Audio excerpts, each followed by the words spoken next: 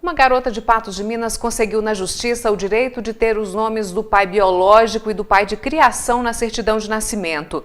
Ela havia perdido em primeira instância, mas teve o direito reconhecido pelo Tribunal de Justiça. O caso foi atendido por um advogado da cidade. Esse caso chegou a partir de uma mãe que nos procurou dizendo que o pai afetivo da filha dela não era o pai biológico. Era uma criança que nasceu com muito amor numa família, só que depois de algum tempo percebeu-se que o pai, que sempre criou aquela criança como filha, na verdade não era o pai biológico. Então descobriu-se depois quem era o pai biológico e diante dessa situação ficou a dúvida.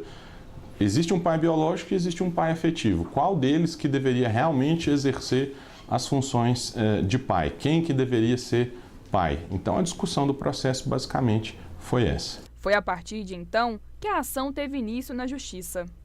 De acordo com o advogado responsável, o processo durou mais de 2 anos. Mas foi nesta semana que o caso foi decidido em segunda instância.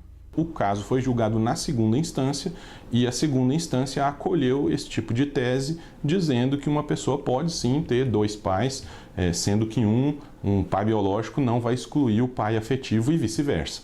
Ambos estariam em pé de igualdade. Agora, a adolescente que hoje tem 15 anos terá o nome dos 2 pais no seu registro de nascimento e em todos os documentos que for tirar daqui por diante. Assim que o caso terminar, porque ainda existem alguns prazos para que essa operacionalização aconteça, assim que o caso terminar, espera-se que, sendo mantida essa decisão, a adolescente vai passar a ter 2 pais na certidão de nascimento, sem nenhum tipo de discriminação. Nenhum dizendo que um é melhor do que o outro, nem que um tem mais obrigações do que o outro, muito pelo contrário. O que se discutiu no processo é se existe uma igualdade dessa paternidade. E, no caso concreto, acabou se aceitando. Para o advogado, o caso de multiparentalidade registrado em Patos de Minas representa um grande avanço na área do direito.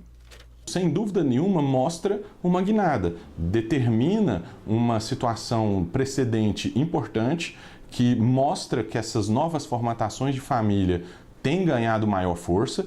E isso, sem dúvida nenhuma, foi estimulado por um julgamento recente do Supremo Tribunal Federal que tratou desse assunto há mais ou menos um mês atrás, dizendo exatamente isso, que a paternidade biológica ela não supera a paternidade afetiva não supera a paternidade biológica e, na verdade, existe uma igualdade entre elas.